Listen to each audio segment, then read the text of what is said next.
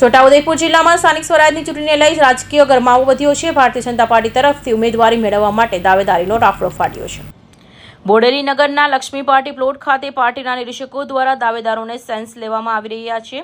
આ પ્રક્રિયા 2 દિવસ સુધી ચાલવાની છે। છોટાઉદેપુર જિલ્લામાં જિલ્લા પંચાયતની કુલ 32 બેઠકો, 7 તાલુકા પંચાયતોની અંદાજે 150 બેઠકો અને બોડેલી નગરપાલિકાની 28 બેઠકો માટે ઉમેદવારોની પસંદગી માટે આ પ્રક્રિયા હાથ ધરવામાં આવી છે।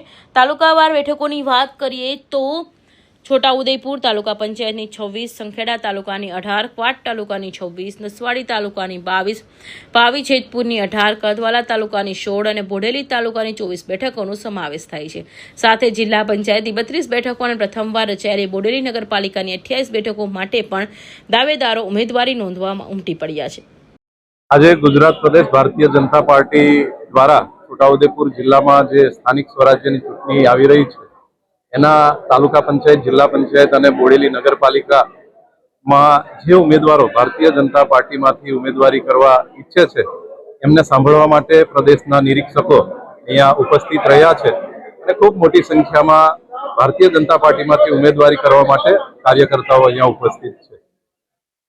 જ્યારે મહત્વની વસ્તુઓ તો એ જોવા મળી કે જ્યારે એક ભારતીય જનતા પાર્ટીનો સક્રિય વિકલાંગ કાર્યકર્તા પ્રમોદભાઈ તડવી જિલ્લા પંચાયત પરબેટા સીટ ઉપરથી ઉમેદવારી કરવા પહોંચ્યો ત્યારે કહી શકાય કે ભારતીય જનતા પાર્ટીમાંથી નાનામાં નાનો કાર્યકર્તા પણ દાવેદારી નોંધવા પહોંચી શકે છે।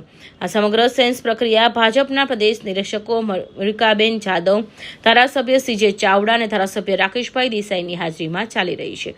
મોહસિન સુરતી, છોટાઉદેપુર।